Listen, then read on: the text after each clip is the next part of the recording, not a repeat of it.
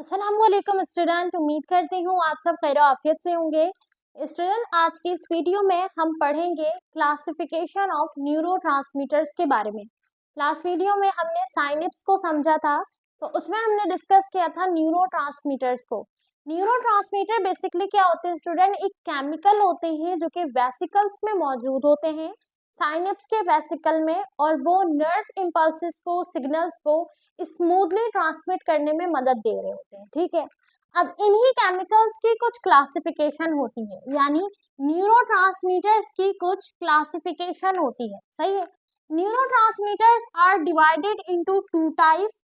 अब बेसिकली इसमें जो टू टाइप्स है या दो क्लासिफिकेशन जो है, ये क्लासिफाइड होती हैं on basis of effect on the post synaptic neuron, यानी कि ये टाइप किसके ऊपर बेस्ड करती है? ऑन दियर इफेक्ट के ऊपर। किस चीज के इफेक्ट की? पोस्ट साइनेप्टिक के इफेक्ट के ऊपर। अब बेसिकली हमने पढ़ा था साइनेप्स में, जो हमारे पास साइनेप्स है उसमें एक पोस्ट साइनेप्टिक और एक प्री साइनेप्टिक सेल्स होते हैं। ठीक है, पोस्ट साइनेप्टिक जो होता है, यानी कि जहां पर इम्पल्सेस, नर्व इम्पल्सेस और सिग्नल पहुंचेंगे, उस हिस्से को, उस साइनेप्स को हम क्या कह रहे थे स्टूडेंट? पोस्ट साइनेप्टिक कह रहे थे। अब इस पोस्ट साइनेप्टिक न्यूरॉन्स में बेसिकली इसके इफेक्ट को देखते हुए दो क्लासिफिकेशन होती है न्यूरोट्रांसमीटर्स की। सही, सबसे पहले क्लासिफिकेशन का नाम है एक्सक्रीटरी न्यूरोट्रांसमीटर्स। ये न्यूरोट्रांसमीटर्स कॉज करती है डीपोलराइजेशन को, यानी कि जो हमारे पास इंट्रासेल्युलर सरफेस है, इंट्रासेल्युलर एरिया है न्यूरॉन्स का, उसके अंदर जब बेसिकली सारे आइंस नेगेटिव है, जब वो पॉजिटिव होना शुरू होते हैं, यानी डीपोलराइजेशन होती है, तो उसके पीछे जो रीजन होता है वो यही एक्सक्रीटरी न्यूरोट्रांसमीटर्स होते हैं। ठीक है, अब इसमें होता क्या है, ये अलाउ करते हैं सोडियम आयन को कि वो इंटर हो जाए पोस्ट साइनेप्टिक सेल्स में। ठीक है स्टूडेंट, तो हमने बेसिकली जो हमने तरीकेकार देखा था कि बेसिकली हमारे पास जो सोडियम पोटेशियम पंप था, उसके अंदर से एक स्पेसिफिक अमाउंट में सोडियम और पोटेशियम क्या हो रहे थे स्टूडेंट? अंदर बाहर हो रहे थे, ट्रांसफर हो रहे थे। सही, इसके अलावा कुछ हमारे पास लीकेज चैनल्स भी थे। ठीक है, तो हमने डिस्कस किया था उस लीकेज चैनल्स में से जब सोडियम आयंस की तादाद सेल्स के अंदर जाएगी, न्यूरॉन सेल में, न्यूरॉन्स के सरफेस में, तो वो बेसिकली बहुत ज्यादा जब नेगेटिव होगा तो फिर वो पॉजिटिव आयन बनना शुरू हो जाएंगे और इस तरह डीपोलराइजेशन हो जाएगी। सही ना, ये डीपोलराइजेशन किस तरीके से होगी? जब सोडियम को अलाउ किया जाएगा अंदर जाने के लिए। ठीक है, तो यहाँ पर अगर हम साइनेप्स को देखें स्टूडेंट, तो साइनेप में जब हमारे पास बेसिकली ये न्यूरोट्रांसमीटर्स, कौन से न्यूरोट्रांसमीटर? एक्सक्रीटरी न्यूरोट्रांसमीटर्स, जब क्या करेंगे? एंटर करेंगे सोडियम आयन को पोस्ट साइनेप्टिक सेल्स में, न्यूरॉन्स में, तो ये बेसिकली क्या करेगा स्टूडेंट? इसे डीपोलराइज कर देगा। सही ना, इसके अलावा ये जो सेल है ये लीडिंग करने हैं excretory post synaptic potential, EPSP. ठीक है, इसे हम ईपीएसपी कहते हैं, यानी कि E stand for excretory, P stand for post synaptic potential. ठीक है, तो डीपोलराइजेशन को हम क्या कहते हैं student? Excretory post synaptic potential. अब यहाँ पर जो पोटेंशियल है न्यूरोट्रांसमीटर है वो एक्सक्रीटरी है, यानी ये सोडियम आयंस को क्या करेंगे? इंटर करने के लिए अलाउ करेंगे। सही स्टूडेंट, अच्छा इसके अलावा बेसिकली स्टूडेंट हमारे बायोजेनिक इमाइंस, यानी हमारे पास बेसिकली कुछ केमिकल्स ऐसे होते हैं जो कि बायोजेनिक होते हैं। ठीक है, यानी हमें जेनेटिकली मिले हुए होते हैं, हमारी बॉडी के अंदर होते हैं। सही, जैसे हमारे पास इफ्रीन है, न्यूरिन है, डोपामीन है।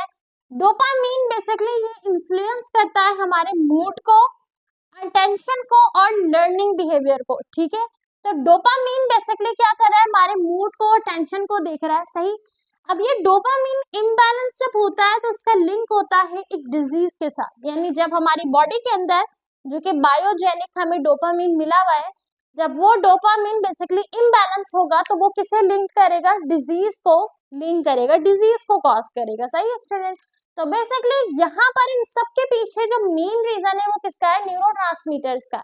न्यूरोट्रांसमीटर्स की डिफरेंट जो बेसिकली हमारे पास टाइप्स है या उनकी जो क्लासिफिकेशन है वो किसके ऊपर बेस्ड कर रही होती है? पोस्ट साइनेप्टिक के ऊपर बेस्ड कर रही होती है। ठीक है स्टूडेंट, यानी नर्व इम्पल्सेस को, नर्व सिग्नल्स को पोलराइज करने में, डीपोलराइज करने में, यानी बहुत ज्यादा नेगेटिव हो गया या पॉजिटिव हो गया, ठीक है, जो हमारे पास सिग्नल्स हैं, इम्पल्सेस हैं, सही, ये न्यूरॉन्स के जरिए ट्रांसफर हो रहे हैं, ठीक है। अब न्यूरॉन्स की सरफेस में कुछ आइंस मौजूद हैं, तो जब वो बहुत ज्यादा नेगेटिवली चार्ज होंगे, inter surface, intracellular area negative होगा, तो हमारे पास किस तरीके से चीजें नजर आएंगी, पोलराइज तरीके से। लेकिन जब वो पॉजिटिव होगा तो वो डीपोलराइज हो जाएंगे। एक स्टेट ऐसी भी आती है जब वो हाइपर पोलराइजेशन की तरफ चली जाती है, ठीक है ना। अगर हम इसकी सेकंड जो हमारे पास क्लासिफिकेशन है, जिसे हम कहते हैं इनहेबिटेटरी न्यूरोट्रांसमीटर, तो ये न्यूरोट्रांसमीटर वजह बनती है हाइपर पोलराइजेशन की, यानी बाज दफा डीपोलराइजेशन से समटाइम हाइपर पोलराइजेशन भी हो जाती है, यानी बहुत ज्यादा जो है वो नेगेटिव भी हो जाता है, ठीक है। तो जब -90 पे जो है ये हमारे पास चला जाता है, तो ये हाइपर पोलराइजेशन होते हैं, ये टेम्परेरी स्टेट है, ठीक है। अब इसमें बेसिकली ये अलाउ करते हैं क्लोरीन आइंस को, ठीक है, कि वो इंटर हो जाए, और पोटेशियम आइंस को कि वो लीव कर दे सेल को, ठीक है, making action potential generate harder. अब इसमें क्या होगा, जो एक्शन पोटेंशियल है वो मजीद तेजी से क्या होंगे, जनरेट होंगे, सही स्टूडेंट ना। अब इस हम बेसिकली जो हमारे पास इनहेबिटेटरी पोस्ट साइनेप्टिक सेल्स है या पोटेंशियल है, ये इसको लीड कर रहे होते हैं, ठीक है स्टूडेंट, यानी कि IPSP, ये हमारे पास होता है हाइपर पोलराइजेशन, ठीक है स्टूडेंट। तो ये आपने जस्ट इस क्लासिफिकेशन को याद रखनी है कि न्यूरोट्रांसमीटर्स जो केमिकल है, न्यूरोट्रांसमीटर्स केमिकल्स हैं जो कि साइनेप्स में मौजूद है, और ये ट्रांसमीटर्स जो हो रहा है, यानी ट्रांसफर जो हो रहा है हमारे पास सिग्नल्स, इम्पल्सेस, उसको स्मूथ कर रहे हैं, ठीक है। अब न्यूरोट्रांसमीटर की क्लासिफिकेशन जो होती है वो डिपेंड करती है पोस्ट साइनेप्टिक सेल्स के ऊपर, ठीक है। अब ये जो पोस्ट साइनेप्टिक न्यूरॉन्स हैं, ये इनके ऊपर डिपेंड करती है क्लासिफिकेशन ऑफ न्यूरोट्रांसमीटर। दो तरीके की क्लासिफिकेशन है, एक है एक्सक्रीटरी और एक हमारे पास है इनहेबिटेटरी। एक न्यूरोट्रांसमीटर जो है ना वो क्या करेंगे, डीपोलराइजेशन करें, यानी जो अंदर इंट्रासेल्युलर हमारे पास जो न्यूरॉन्स है, उसके अंदर जो आयन मौजूद है उन्हें बहुत ज्यादा नेगेटिव है तो बहुत ज्यादा पॉजिटिव हो जा रहे हैं, ठीक है, सोडियम आयन को मुसलसल भेजने की वजह से, सही स्टूडेंट। तो डीपोलराइजेशन होगी। अगर हम नॉर्मल रेस्ट में देखें तो हमारे पास -70 है, ठीक है, इसका जो पोटेंशियल होता है वो कितना होता है, बेसिकली -70 होता है, ठीक है स्टूडेंट। नाउ अगर ये हाइपर की तरफ चले जाए तो ये -90 हो जाएगा, ठीक है, और अगर ये डीपोलराइजेशन की तरफ चले जाए तो -55 और सम टाइम -30 भी हो जाता है, ठीक है स्टूडेंट। तो बेसिकली ये हमारे पास जो है ना वो क्या होती है, इसकी वोल्टेज होती है जो कि आयंस की कंसंट्रेशन के चेंजेस की वजह से क्या होती है, चेंज हो रही होती है, सही है स्टूडेंट। नाउ इसके अलावा इसे फौरन तब्दील भी किया जाता है ताकि सेकंड स्टिमुली के लिए उसे तैयार किया जा सके। तो इन सब के पीछे जो मेन रोल है वो न्यूरोट्रांसमीटर्स का है, ठीक है स्टूडेंट। सो आई होप आपको न्यूरोट्रांसमीटर्स और इसकी क्लासिफिकेशन क्लियर हो गई होगी। वीडियो से रिलेटेड अगर कोई सवाल हो तो कमेंट में जरूर पूछिएगा। Take care of yourself. अल्लाह हाफिज।